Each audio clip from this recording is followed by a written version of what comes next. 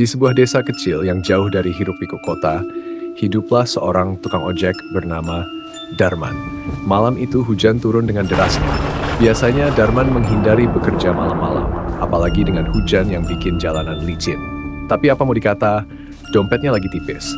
Jadi dia pun tetap keluar mencari penumpang. Darman duduk di pangkalan ojek memandangi jalanan yang sepi dan kabut tebal yang mulai turun. Tiba-tiba dia melihat sosok perempuan muncul dari kejauhan. Perempuan itu pakai kebaya putih dengan rambut panjang terurai. Darman langsung merasa ada yang gak beres, tapi dia berpikir positif aja. Mungkin dia mau ke rumah saudaranya atau ada urusan penting, pikirnya. Perempuan itu mendekat dan meminta entar ke sebuah desa yang ada di ujung hutan. Darman awalnya ragu, soalnya jalan menuju desa itu terkenal angker, apalagi kalau malam-malam begini. Tapi begitu perempuan itu menawarkan bayaran yang cukup besar, Darman langsung setuju. Siapa juga yang bisa nolak uang gede di saat lagi butuh kan? Sepanjang perjalanan, suasana makin mencekam. Hujan makin deras dan angin kencang bikin pohon-pohon di pinggir jalan bergoyang seolah-olah mau tumbang. Darman mulai merasa ada yang aneh. Perempuan di belakangnya itu nggak ngomong apa-apa, cuma diam sambil memandangi jalan dengan tatapan kosong. Darman mencoba ngajak ngobrol, tapi nggak ada respon sama sekali.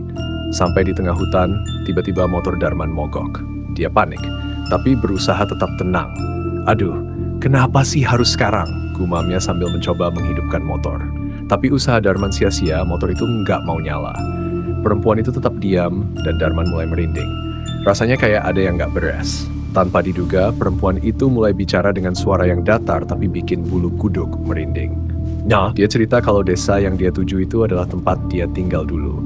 Katanya beberapa tahun lalu dia pernah jadi korban kecelakaan tragis di jalan ini. Waktu itu dia nunggu tukang ojek buat jemput, tapi ojek itu nggak pernah datang. Akhirnya dia tewas diserang makhluk halus yang ada di hutan ini. Darman langsung pucat. Dia sadar kalau yang diantarnya bukan manusia. Tubuhnya gemetar, tapi dia berusaha tetap tenang. Dalam hati, Darman berdoa supaya bisa keluar dari situasi ini. Ajaibnya, motor Darman tiba-tiba hidup lagi. Tanpa pikir panjang, dia langsung gaspol mengantar perempuan itu ke desa yang dimaksud. Tapi begitu sampai, Darman terkejut bukan main. Desa itu tampak mati, nggak ada cahaya, nggak ada suara, cuma rumah-rumah tua yang kelihatan sudah lama ditinggalkan.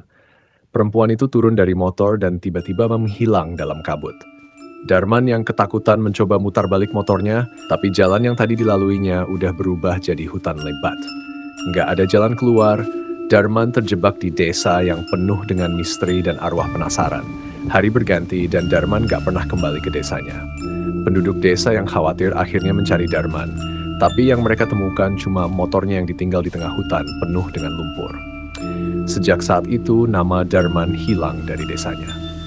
Orang-orang percaya kalau dia udah jadi salah satu arwah yang menghuni desa angker tersebut. Cerita tentang Darman jadi legenda di desa itu.